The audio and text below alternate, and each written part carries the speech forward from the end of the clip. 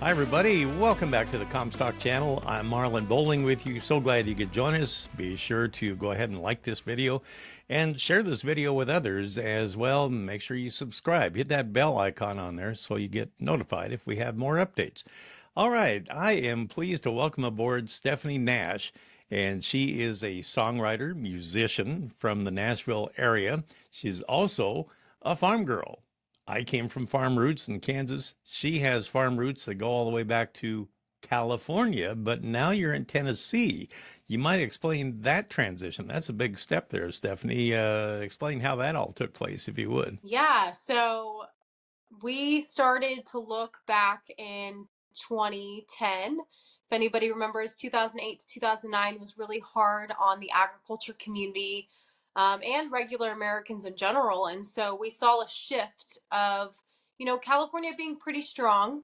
If you guys are new to California politics, let me teach you a little bit. There is the Central Valley, which goes from Bakersfield all the way to Modesto. That is your huge farming and ranching community. The largest county in the United States for agriculture is based out of California.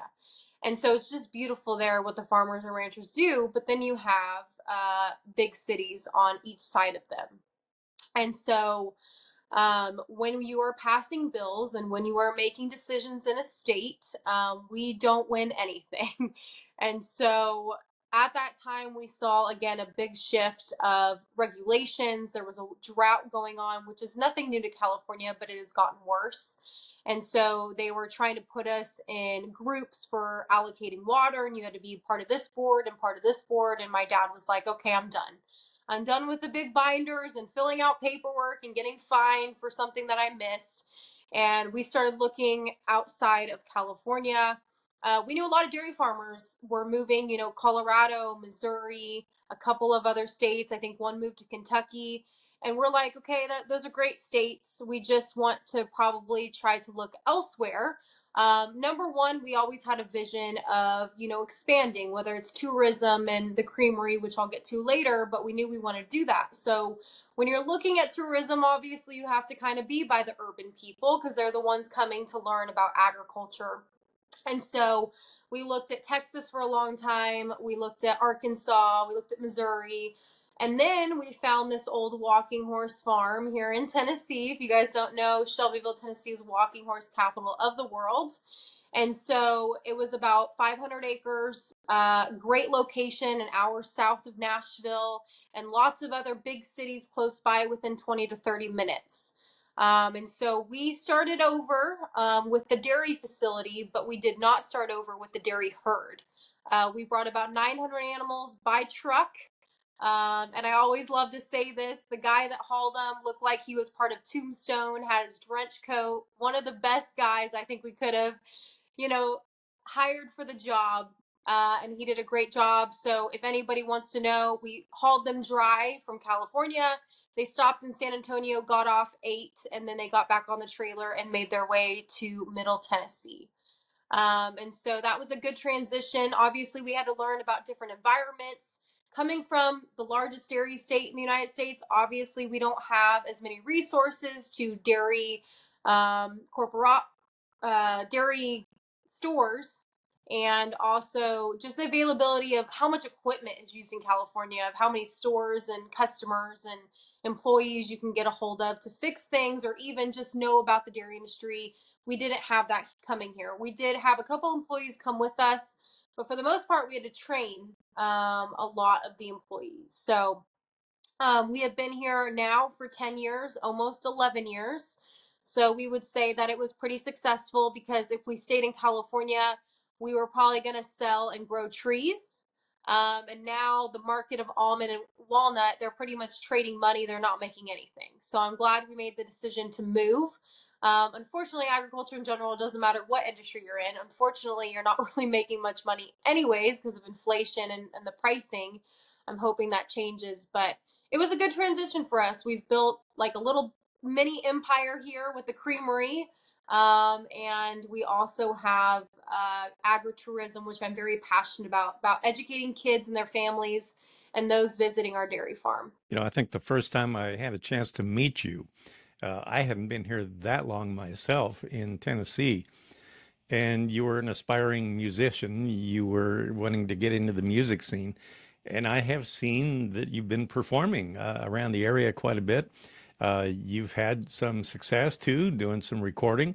I think you've maybe released a few songs. Update us on that if you would. Yeah, so I was really into it. When we met, I was doing a lot of performances and I still am doing a couple.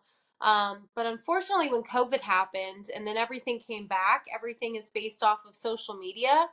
And during COVID, I really got the just push to start talking about agriculture. At the time, a lot of people in my generation weren't talking about regulations or selling off the farm or what that was going on in our industry. There was a lot of promotion like dancing on TikTok or, doing some fun facts, but there wasn't like too much going on with, just the truthful side of it. And so I love music. I still have songs that I'll probably release as tributes to agriculture because that's what I love to do. But when it comes to just me taking a bigger role on the farm, I've done that. So I've kind of stepped away from music. I'm still recording and I'm still performing, but I'm not as heavily involved as I am now with the advocacy part of agriculture. And, music is still going to be there in my heart. I still share my passion about my music. I have a new song that I've been working on. We're probably going to be recording that over the summer as a tribute to farmers and ranchers. So I'll be releasing that. But yeah, I'm just, working on the farm a lot and advocating for agriculture right now. I know that was kind of the path that you ended up taking, like you say, after the pandemic, and you have really become quite famous among social media people and even on mainstream media. Gosh, I know you've been on multiple times, for example, with Tucker Carlson, talking about agriculture from a young agriculture professional's viewpoint. Might I say, you're doing an excellent job with that, representing everybody. But you let a broader audience know about the hardships with farming and ranching, the battles that have to be fought all the time, and what it takes to keep your head above water. And thank you for everything you do in that regard. I think that's just amazing, the efforts that you put forth in that. And that seems like that has opened up a lot of doors for you too, hasn't it? I believe that this is where I'm supposed to be. I mean, music will always be a part of me. And if I have the chance, and I have been talking to a lot of people, I'm like, hey, I have this music that talks about farmers. Maybe we can use it. But I really have found, really great connections. I mean, I understand that social media, a lot of people are not really, looking for that. They're trying to get truthful information. But I mean, I think it's a big step forward for our industry to have farmers and ranchers on national news platforms, because I always say this again with my followers. I'm like, it might be a station that you don't like or you don't watch, but it's better than somebody that's attacking our industry going on and lying about the practices that we do and what we do as farmers or ranchers. And so I take that as a win every time I get on. I learn the subject backwards and forwards. I call farmers and ranchers because, look, I'm not just doing this for myself. I don't do it to get famous.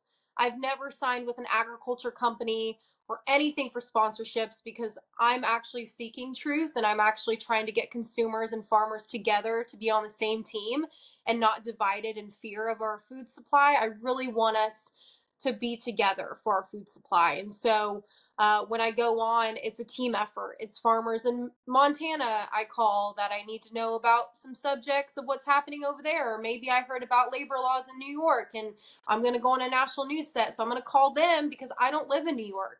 And I really value that feedback. I think farmers and ranchers sometimes, especially when I went through the dairy challenge, I didn't want to push any buttons because I understand you've been farming for 50 years and I'd come on and evaluate.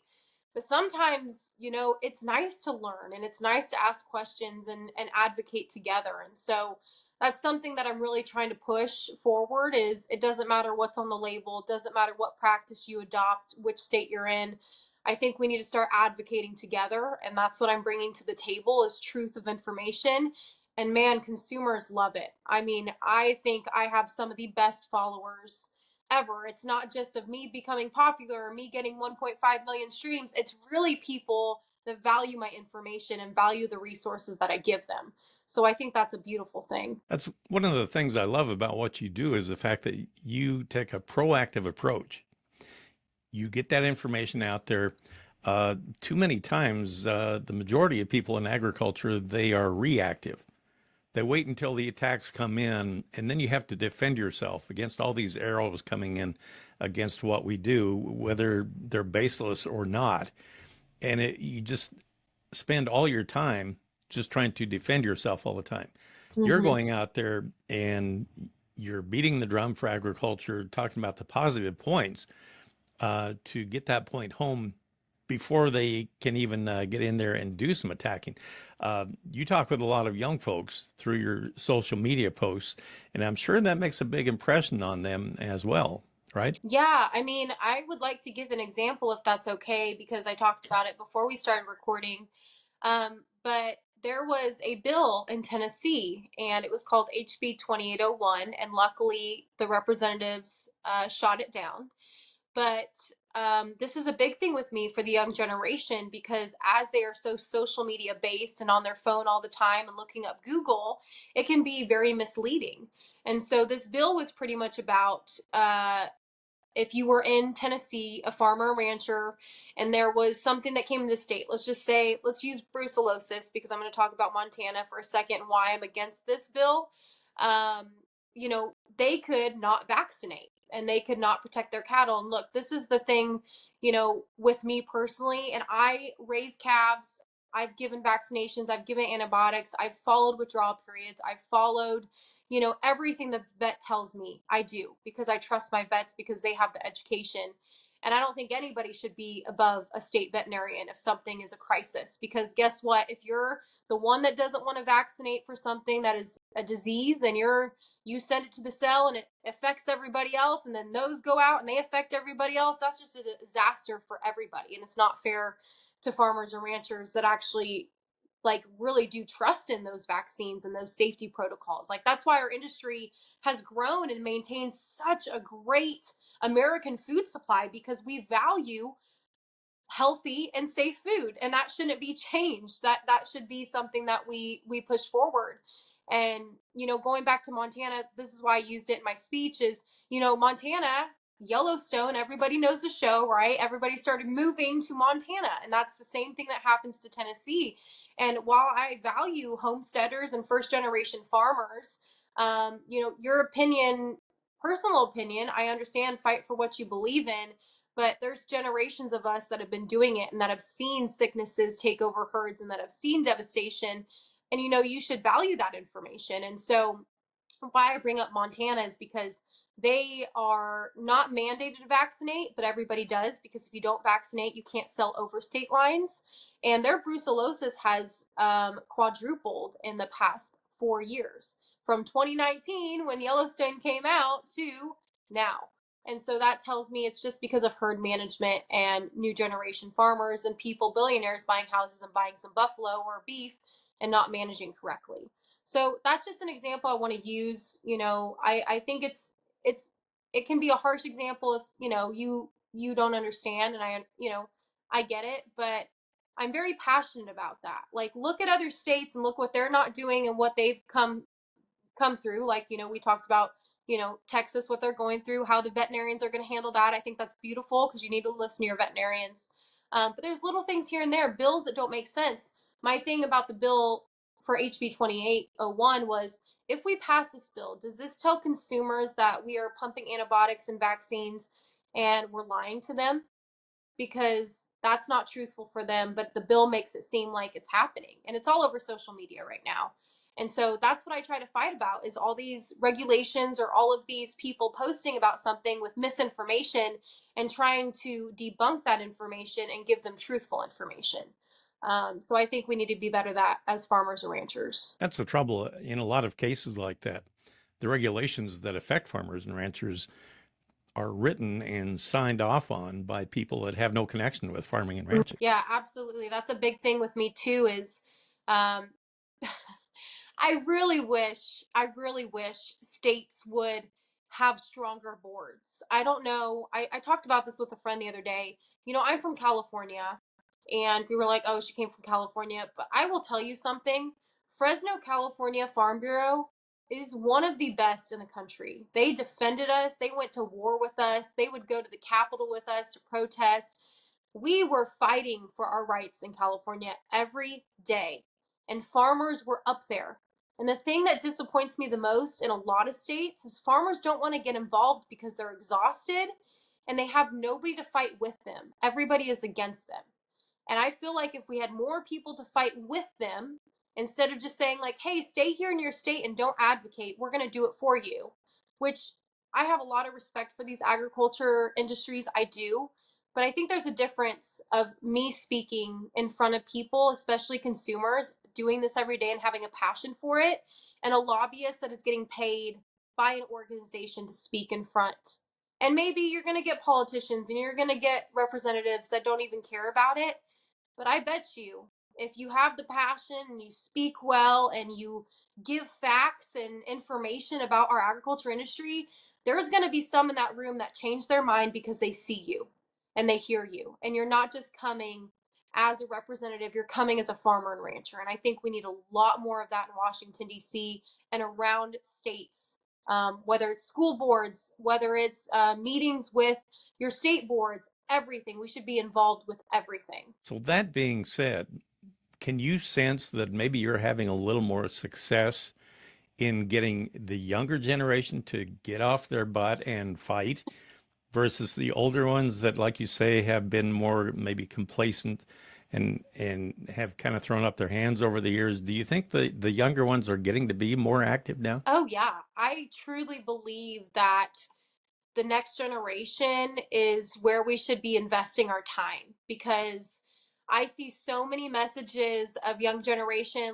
when I go speak at schools, or when they see a video like, hey, I live here, I would really love to buy a farm one day, or hey, I live here, my family sold out 2 years ago, but I would like to become a veterinarian. And it gives them hope in such a industry that has become so dark and so negative. And if we continue to feed the negative light, we're going to have nobody for the next generation. But if we continue to feed the, positive light and why you should be in agriculture and why you should advocate, I think we're going to have one of the strongest generations rising up to save our food supply and secure more farmland for American farmers and ranchers. I think that's so important. It would sure be nice to see a renaissance, Yeah. and a comeback of a new generation of farming and ranching. I mean, the average farmer age has really gotten up there, but it would be nice to see that slide back down again as we finally get some relatively aggressive young folks in there and fighting for the cause. Once again, I love to see that, and kudos to you for helping that. Yeah, I think the biggest thing, I know we're getting probably towards the end, but one thing I would like to say for farmers and ranchers is, I know there's money through the USDA that is set aside to go into programs for next generation farmers. And unfortunately, the last 3 years, all I have seen on grants or programs has been climate change smart practices, climate change friendly practices, climate change this and that. So you have to adopt a program, you have to sign a contract, and that they pretty much own you. That's not farming, in my opinion. And that's why I fight every day, because if somebody were to come on our land, and my dad has said the same thing, and we had to go into a program and we had to do paperwork again and we had to be regulated, yeah, we'd probably sell, because we don't want to be owned. We do this because we love it. It's our livelihood, it's our passion. I know farmers and ranchers out there are probably clapping their hands right now watching this, because we need, again, a revolution. We need to see and show consumers how important we are and how much we contribute to the food supply. I think that's so important, and we need to be heard. And there's regulations out there that are absolutely crippling us, and it's very sad to see, and it needs to be stopped. Well, I know you do a lot of speaking all around the country. You're involved in women's agricultural groups too, which I also commend. Um, how would our viewers out there find out more information and maybe even get in touch with you if they want to help the cause or learn how they can get more involved or something? Do you have certain social media channels that our viewers can latch onto? Yeah, so since you're more of a farming community, I usually just say my email because that's the easiest. But I am actually I've had so many phone calls this year about different communities. I don't know if you guys know, but the big thing right now is private land ownership rights are being stripped by eminent domain. And so farmers and ranchers are actually reaching out to me to do stories and share their story and put it out on a platform. That's what I love to do. I could be quiet and stop talking, and I would share millions of stories of farmers and ranchers because I think it's just a wholesome thing and people love it. So if you guys want to get in contact with me about doing a story or even just coming out for an agriculture event, I love traveling. My email is Stephanie, Stephanie, Nash, like Nashville. So Stephanie Nash Farms with an S at yahoo.com. You can also find me on Instagram, Stephanie Nash, no farms, no food, and all over. That is my username. So I'm happy to talk to you about issues. I just got done talking to a farmer yesterday in Kentucky about how they're going to probably take 5,000 acres from farmers up in Lexington. And if you know anything about Lexington, there's our horse guys, and they like their land and they've been there for generations, so they're not very happy right now. And it's going on everywhere. It's not just there, it's going on the Dakotas, and there's so many other places. So we need to protect our farmland, and that's very important moving forward. Well, thank you for everything you do, for your passion in the industry. And it's been a pleasure to have known you for all these years that you've been out in Tennessee. And I wish you much more success. Thanks for being a good advocate for agriculture as a whole, and also for young folks wanting to get into the business. So thanks for all that. And that will do it for this episode. And I appreciate you joining us. For producer Brianne Hendrickson, I'm Marlon Bowling. Catch you next time on the Comstock Channel. Thanks for joining us on our Comstock YouTube channel. Don't forget you can also find us on Facebook and TikTok as well. Futures trading involves risk. The risk of loss in trading futures and or options is substantial, and each investor and or trader must consider whether this is a suitable investment. Past performance is not indicative of future results.